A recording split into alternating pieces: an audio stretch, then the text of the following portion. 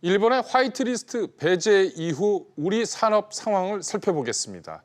일본에 맞서 우리가 추진했던 소재, 부품, 장비, 즉 소부장 산업의 국산화 성과와 과제 짚어보겠습니다. 강산 기자. 네. 먼저 최근에 우리 정부가 소부장 관리 품목을 확대하기로 했죠. 네, 그렇습니다. 말씀하신 정부가 소재와 부품 장비 산업 강국으로 키우겠다며 이 소부장 2.0 전략을 발표했습니다. 최근 전 세계 공급망이 흔들리면서 주요 품목의 공급 안정성이 그 어느 때보다 중요해졌기 때문입니다. 세계 공급망 불안 요인은 일본의 수출 규제, 또 미중 무역 분쟁 재점화와 보호 무역 부활, 또 최근에 코로나19로 인한 이동 제약 등이 꼽히고 있는데요. 이런 위기를 한마디로 기회로 만들겠다는 겁니다.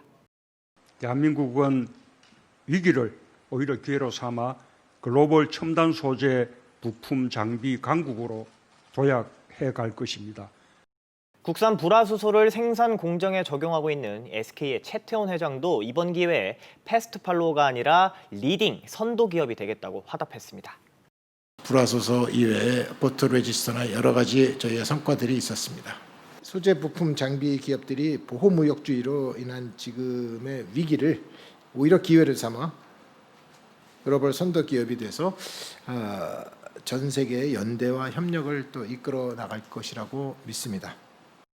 강 기자, 소부장 2.0의 핵심 내용은 뭡니까? 네, 핵심은 글로벌 소부장 강국 도약과 또 첨단 산업의 세계 공정화인데요. 이를 위해 공급망 관리 지원 대상을 일본 대상 100대 품목에서 338개 이상으로 크게 늘리고요. 또 이 맞춤형 지원에 나서기로 했습니다. 여기에는 지난 1년간 소부장 국산화 성과로 인한 자신감이 바탕이 깔렸다 볼 수 있는데요. 관련해서 문 대통령 발언 들어보시죠. 무엇보다도 해본이 되더라라는 자신감을 얻은 것이 큽니다. 우리는 일본과 다른 길을 걸을 것입니다. 글로벌 공급망의 안정에 기여하며 국제사회와 협력해 갈 것입니다. 임 기자, 그러면 구체적인 상황 한번 짚어볼 거예요. 반도체 소재 가장 우려했었는데 이 부분에 일본 의존도 얼마나 줄였나요? 작년 7월에 일본이 직접적 수출 규제를 하면서 타깃으로 삼았던 게 세 가지 반도체 소재였지 않습니까? 네. 불화수소, 포토레지스트, 그다음에 플로린, 폴리이미드 이 세 가지인데 일단 이 중에서 불화수소 같은 경우는 국산화가 상당히 좀 많이 진척이 됐습니다. 좀 화면에서 보시는 것처럼 일단 일본산 불화수소 수입액이 90% 가까이 줄어든 거 확인하실 수 있고요. 네. 또 일본산의 수입 비중 역시 거의 절반 수준이었던 게 지금 이제 두 자릿수에서 한 자릿수까지 좀 떨어진 상태입니다. 근데 이제 나머지 두 개 소재, 이 포토레지스트하고 플로린, 폴리이미드는 표에서도 좀 보셨습니다만 좀 탈일본이 좀 어려운 상황이다. 아직은 현재로서는 그렇게 좀 볼 수가 있겠습니다. 수입액 가운데 일본산이 차지하는 비중이 여전히 80~90%에 달할 정도로 국산율이 낮은 게 현실입니다. 임 기자, 이 두 가지 소재는 왜 어려운가요? 이게 사실 소재가요. 네. 기초과학을 기반으로 하다 보니까 이게 사실 1, 2년에 어느 정도 수준까지 올라간다는 게 사실 쉽지 않답니다. 네. 저도 전문가 여러 사람한테 얘기를 좀 들어봤는데 네. 근데 지금 일본 업체들 같은 경우는 적게는 20~30년, 많게는 한 100년 가까이 소재 쪽을 다뤄왔던 회사들이 사실 대부분이다 보니까 네. 불화수소는 조금 예외적이긴 한데 대부분의 이 반도체라든가 이 디스플레이 관련 소재 이쪽에 있어서 우리 기업들이 1년 안에 이렇게 상당 부분 따라잡고 국산화를 올리는 거 쉽지 않다라는 네. 게 업계 전문가들 지적입니다. 네. 불화수소 같은 경우는 사실 일본의 수출 규제 이전부터 좀 우리 중소업체들이 개발을 해놓은 것도 있었고요. 또 어느 정도 개발이 이루어진 상황도 있었는데 이 두 소재 같은 경우는 그만큼 불화수소에 비해서는 좀 미흡했다 이렇게 볼 수도 있는 겁니다. 일부 벨기에 같은 나라를 통해서 수입선을 다변화하는 그런 부분도 있긴 한데 그게 또 일본산을 전체를 또 다 이렇게 커버할 수는 없는 상황이기 때문에 현재 그런 건데요.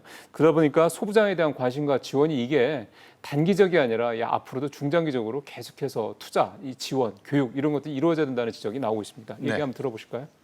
반도체 소재라는 거는 첨단 화학 물질로 기초과학이 중요한데 반도체를 비롯해서 다른 첨단 제품을 만드는 소재들에 대해서는 원천 기술을 우선 확보하는 노력이 필요할 것 같습니다. 강산 기자, 네. 그러면 전체적인 우리 산업의 소부장 독립 상황은 어떻습니까?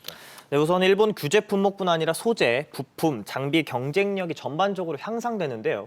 전국경제인연합회 전경련 조사 결과 일본의 소재 부품 장비 경쟁력을 100으로 가정했을 때 한국의 경쟁력은 지난해 7월 89.6에서 지난 6월 91.6으로 올랐습니다. 네. 특히 반도체와 디스플레이가 포함된 전자 부품 통신 장비 제조업의 경쟁력이 이 92.7에서 이제 98.7로 가장 크게 오른 것으로 나타났습니다. 네. 현재 정부는 지난해 지정한 이 소부장 100대 핵심 품목 가운데 탄소 섬유 등 중요 20대 품목에 대해서는 총 7,340억 원 규모의 국내 신증설 투자가 진행 중인 상황입니다.